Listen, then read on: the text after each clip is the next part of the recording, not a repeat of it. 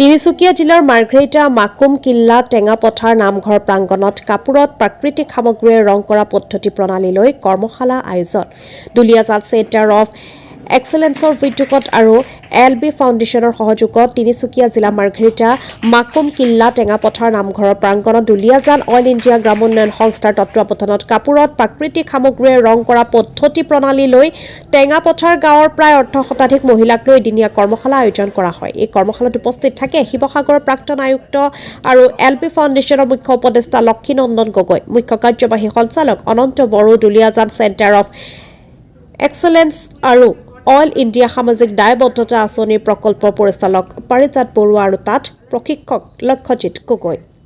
ডিগবৈৰ পৰা নিতুমণি শইকীয়াৰ ৰিপৰ্ট, নিভাজ অসম লাইভ। আমি তেতিয়াই কৈছিলোঁ যে আমি LB ফাউণ্ডেশ্যন হৈ যেতিয়া আহিছিলোঁ, NGO হৈ কাম কৰিছিলোঁ, বহুতে ক'ব পাৰে কিবা টকা পইচা দিয়া মেলা এনেকুৱা ধৰণৰ আমাৰ ইয়াত কোনো লক্ষ্য আপোনালোকক অৱগত কৰিছে। প্ৰথম কথাটো হ'ল কি যে আমি যিকোনো কাম এটা যেতিয়া কৰিবলৈ যাওঁ তাত নিশ্চয় আমাৰ প্ৰথমতে আমাৰ নিজৰ ফালৰ পৰা এটা শক্তি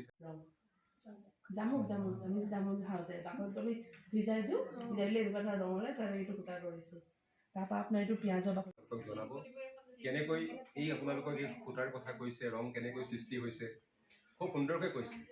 সেইখিনি কাম ধৰক এতিয়া আপোনালোকে নিজৰ ঘৰত এটা লয় আৰু তাৰপিছত আমি ট্ৰেইনিংটো লোৱাৰ পিছত কি ধৰণে মানে মানুহখিনি আগবাঢ়ি যাব পাৰে আমি সিহঁতক সেই তেখেতে আমাক সহায় কৰি দিছে। আপোনালোকৰ ওচৰলৈ আহি আপোনালোককো আমি অলপমান কিবা এটা দেখাব পাৰোঁ কি আমাৰ ট্ৰেইনিং চেণ্টাৰটো আমি কি কৰোঁ। কোনোবাই যদি ভাবে নাই এই দুটা যদি মই অলপমান চাহপাত দিওঁ, অকণমান খাৰ দিওঁ, ৰং এটা বেলেগ এটা ওলাব, নিজে আপোনালোকে আগবাঢ়ি কিনে সেই কামখিনি কৰিব পাৰে। এতিয়া 3 নম্বৰ ৰং এটা ওলাই যাবলৈ এনেকেই আপোনালোকে ধুনীয়াকৈ ঘৰতে ৰং কৰিব পাৰে। কিন্তু যদি আপোনালোকে নিজে যদি ৰং কৰা পদ্ধতিটো শিকি লয়, কেনেকৈ ৰং কৰিব আপোনালোকে জানি লয়, আকৌ কামটো নহয়। সেইটো আমি বিচৰা নাই। ইয়াত আমাৰ অকল স্বাৰ্থ এইটোৱেই যে আপোনালোকে মহিলা যি আমি টেঙাপথাৰ এই অঞ্চলত আমি প্ৰৱেশ কৰি আমাৰ এটা নিজস্ব উদ্দেশ্য লৈ আহিছিলোঁ।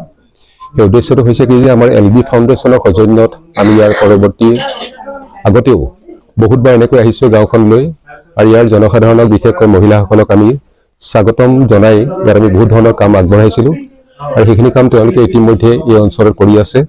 আৰু আজিৰ এই অনুষ্ঠানটোত আমি অতিশয় আনন্দিত হৈছোঁ যে অইল ইণ্ডিয়াৰ ফালৰ পৰা তেওঁলোকৰ এটা প্ৰজেক্ট লৈ ইয়ালৈ আহিছে যে মহিলাসকলক কিছু ক্ষেত্ৰত তেওঁলোকে আগবঢ়াই নিবৰ কাৰণে কিছুমান ব্যৱস্থা ল'ব আৰু সেইখিনি তেওঁলোকে প্ৰশিক্ষণ আগবঢ়াবৰ কাৰণে আহিছে।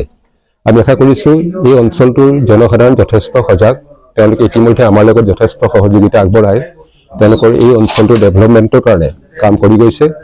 আৰু আমি আশা কৰিছোঁ আজিৰ এই অনুষ্ঠানত অইল ইণ্ডিয়াৰ ফালৰ পৰা যিখিনি সুবিধা দিবৰ কাৰণে, তেওঁলোকক প্ৰশিক্ষণ দিবৰ কাৰণে অনুষ্ঠানটোলৈ দুগৰাকী তেওঁলোকৰ অফিচাৰ ইয়ালৈ আহিছে আৰু সেইসকলে আমি আশা কৰিছোঁ যে এই অঞ্চলৰ জনসাধাৰণক তেওঁলোকে ভালকৈ প্ৰশিক্ষণ দিব আৰু ভৱিষ্যতে তেওঁলোকে যাতে নিজৰ জীৱনত আগবাঢ়ি যোৱাৰ ক্ষেত্ৰত, উন্নয়নৰ ক্ষেত্ৰত তেওঁলোকে যাতে সহজতে আগবাঢ়ি যাব পাৰে তাৰ কাৰণে তেওঁলোকে ব্যৱস্থা ল'ব।